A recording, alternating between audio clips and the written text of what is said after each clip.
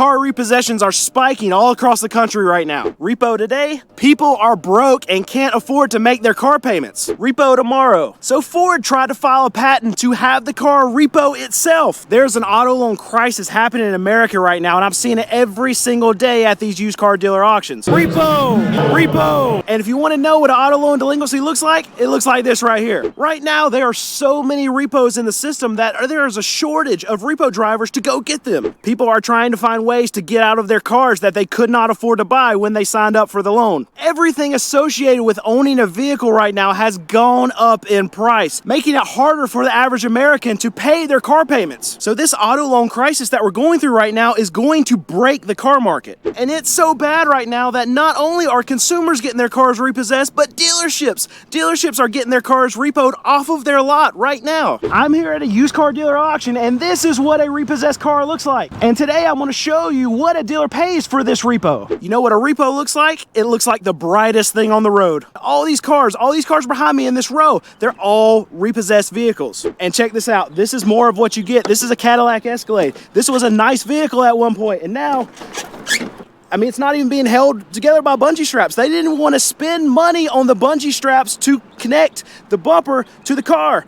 More repo goodness right here. That whole side end's been smashed in. The average price for a gallon of gas right now in the US is $3.66. In just this last year, your insurance rates have gone up by 22%. New car interest rates are over 9%, and used car interest rates are over 14%. Over 7% of subprime car loans on cars, just like this right here, are delinquent. That's the highest that it's been since 2006. And negative equity is going to continue to be a massive problem for consumers that bought over the last 2 years, because cars that you couldn't find in the last 2 years, guess what? Rows and rows and rows and rows and rows of them are at dealerships right now. Everything's costing more, whether it be groceries, housing, your insurance, gas, everything right now in this country costs more money. And it's not just car payments that we're seeing go delinquent right now. We're seeing a massive spike in credit card delinquencies. And we're just seeing across the board that as everything gets more expensive,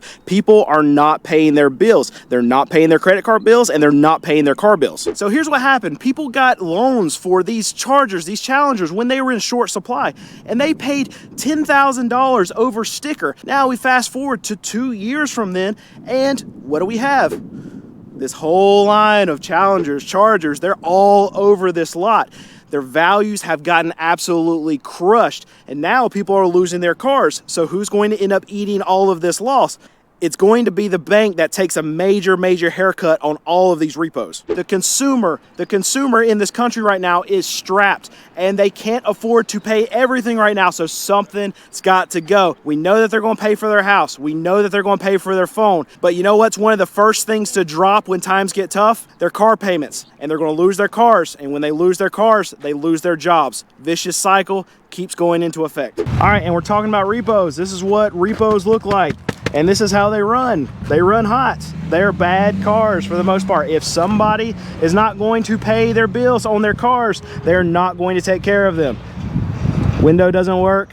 And you know what? The motor is probably trashed because it is running hot. And repossessions, they're not even the cars that we want to buy. Used car dealers like myself, we know that these repossessions, they're scratched up, they're dented, they're dinged, they're nasty, they're not mechanically sound. There might be 1 out of every 10 repossessed vehicles that we even consider buying. They're that bad. And I sell cars that are $5,000 and under. And even I don't want to buy repossessed vehicles. It's so bad right now that we're seeing trends on Google search that people are trying to figure out how to get rid of their cars. We're seeing that the term give back car is spiking. We're seeing that how do you get out of your car loan? All these search terms are spiking. People are trying to get out of these cars. And we get this at auction too.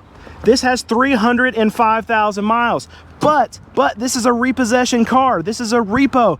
Yes, cars that have that much mileage and are that old can also get repossessed because people who buy used vehicles, they also can't afford to pay cash for them. So they have loans, they have payments, they default on those payments, and then they get their car picked up, and then it winds up here at this auction with 300,000 miles for another dealer to buy. And the spike in auto loan delinquencies and the auto loan repossessions are not just hurting the consumers, they're hurting these big dealerships too. So here's the thing, because auto loan delinquencies are spiking, banks are tightening up. So what that means is that these dealerships, these big dealerships just like this one, are having a harder time moving vehicles because they can't get consumers into loans. And yes, we have a massive spike in these delinquencies. Yes, we have a massive spike in these auto loan repossessions, but it's not the answer for the car market. The reason being is because we have lost so many trade-ins from these new car dealers not selling right now that no matter how big the explosion is in the repossessions, it can't fill the void that's being left behind by the lack of trade-ins that are not being pumped into the market right now. And I know I talk about these Chargers and these Challengers a lot when I'm talking about negative equity, and I'm talking about the high repo rate. That's what we're seeing a lot at these auctions, but what we're also seeing a lot of are these trucks, these F-150s, these Rams, because the same thing happened. Consumers paid way too much for them, and they paid these market adjustments on top of it. So it's just not these sports cars, it's just more likely to see it in these sports cars because people bought them, they couldn't pay for them, but you're also seeing it in the big trucks too because of how many market adjustments were on top of these things. The dealers just couldn't get them. But now, well, we're seeing Ford, Stellantis, GM, we're seeing trucks stack up everywhere. You can get trucks now, so you don't have to pay market adjustments. So those people are very, very, very underwater on those trucks also. All right, let's give you guys a walk around of what a real life repossessed car looks like at this auction. We're at the auction, lots of repos everywhere, right? This is one of them. We're gonna show you it go through the lane, but before we see it go through the auction, I'm gonna walk you around and show you what this actual repo looks like. It's got, I'll tell you, it's a 2016.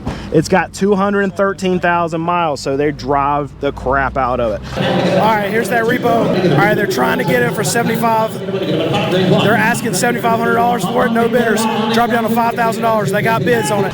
And inside, it's all messed up. Check this out. When people do not pay their bills, they're not going to take care of the car. This is what it looks like. If they know that they're going to lose the car, most people that are going to get their car repossessed, they know that they're going to lose it beforehand. Why would they take care of it? So we're going to check this car out in the auction.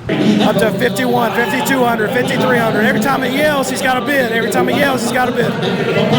There's an auctioneer up there yelling through that speaker. All your bidders are out there. Up to $5,400, up to $54. Go roll out. It says it takes $7,000 to buy it. It takes $7,000 to buy it. They're going to no sell it. Correction, the buyer said that it would come up to $6,100 on that Challenger, and they sold it for $6,100. Dude's been trying to crank this repo for like 5 minutes. Crank again. Nope. Yep. And, oh, almost. So now, how does a dealership get their cars repossessed from their bank? Well, a lot of these dealerships that buy their inventory, they don't own them outright. They actually finance them through the bank. So when a dealership goes through 60, 90 days, they don't sell a lot of cars. They don't come up with a lot of cash. If they can't pay their bills, then yes, the bank will literally go to the dealership, pick up those cars, and dump them at auction. This was a nice vehicle, and then the repo monster took a bite of it up there. So you got that around there, and then back here, boom. So yeah, stop paying for it and stop driving safely all at the same time. So repossessing a vehicle has become very, very, very, very dangerous, and it's always been dangerous, but now the sheer quantity of how many are out there, repo drivers are risking their life every single day to go get these cars for these banks, these lending agencies. It's so bad that Alabama has just passed a law to make it to where these repo drivers have to notify police before they're going to go pick up these cars. They have to say the name, the location, exactly where they're going before they go pick up these cars. And the reason why they have to do this is because it's just so dangerous to go pick up these cars. Repossession goodness right here. I don't even want to put my hand down to lean into this car. That is absolutely disgusting. What happened? What happens? Like, I don't get it. So you have Ford that tried to file a patent to make a vehicle repossess itself. And that's what we're moving towards in this day and age of the technology in these vehicles. You already have Teslas that can drive themselves. So think about this. When you stop making your payments, that car is going to shut down. It's going to lock you out of it. And guess what? It's going to drive itself back to whoever the lending agency is that gave you the loan on that car. That is the direction we're going. This patent that Ford tried to get to go through, that's just the beginning. It's coming. And these companies are going to know exactly where you are at all times. And here's the thing, we have not even hit the peak of repo season yet. I go through all of these cars, I'll show you all of these repossessions, but really this is just the beginning. See, there is seasonality to repossessions. And yeah, the economy has not been great and we've seen repossessions spike, we've seen auto loan delinquency spike, but we are just at the beginning of peak repo season. See, what happens is people use their tax refund checks, they go put down payments on these cars that they can't afford, and then a few months after, which is where we are right now, they stop making their payments. And what happens? Their cars wind up here. So right now we're starting to see the surge in repos, and it's going to continue from here because this is just the beginning of the peak of repo season. And when you're talking about consumers that get into this problem of, okay, buying a car, getting it repossessed, buying a car, get it repossessed, it becomes a really big vicious cycle of wealth destruction for a lot of these consumers, because they'll get into a car, they'll put $1,000 down, they'll go to a buy here, pay here dealer, and then they'll make payments for 3-4 months, whatever, and then they'll stop making their payments. And at that point, they'll lose their car. And then when they scratch together another $1,000, what will they do? They'll go put another down payment down, and then they'll pay for another 2-3 months as long as they're able to work, and as long as they keep going to work and making their payments. But something happens because they're living paycheck to paycheck. Any crisis makes it where they have to drop a payment, and they know that they'll be able to just, okay, if I scrounge up another $1,000, then I can get another car. So let's let this car go back and let's start the whole cycle over again. People can never get ahead when they get into this cycle, and it's very, very sad, but I see it play out every single day through these car auctions, all of these cars. This is most likely exactly what happened. Consumer falls onto a rough time, they can't make their car payments, and then the cars end up here. And now here's how these repos affect me as a small used car dealer. Well, if these big car dealers aren't selling as many because banks are tightening up, then they can't get trade-ins from consumers. So that means I can't get cars at auction, keeping used car prices elevated. And one big thing that's holding people back from buying these big trucks, from buying all of these new vehicles, well, I mean, the average price of a new vehicle right now is about $50,000.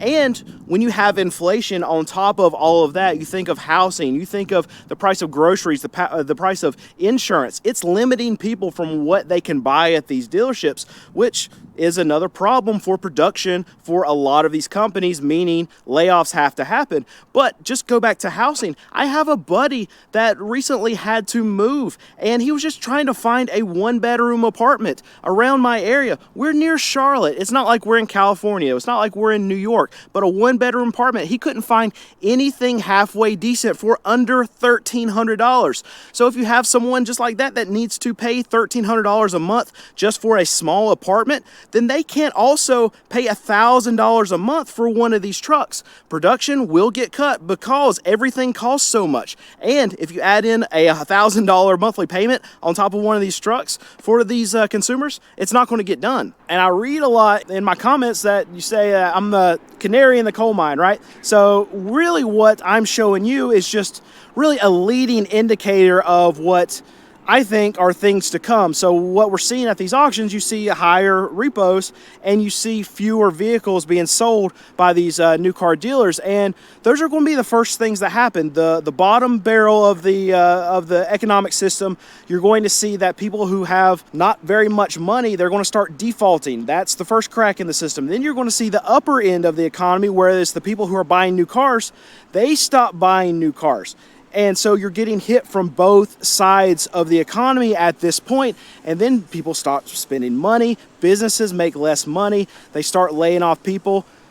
And so the cycle goes. Less money in the economy, less money to go around for everyone. Banks tightening up. We're seeing this. This is just the beginning. This is the beginning of a cycle that we're going to see play out, where money is not going to change hands as often as it has over the last 3 years. And businesses suffer when this happens. All right, we'll give you guys a over 7% of subprime car loans gone up in price, making it harder for the average American to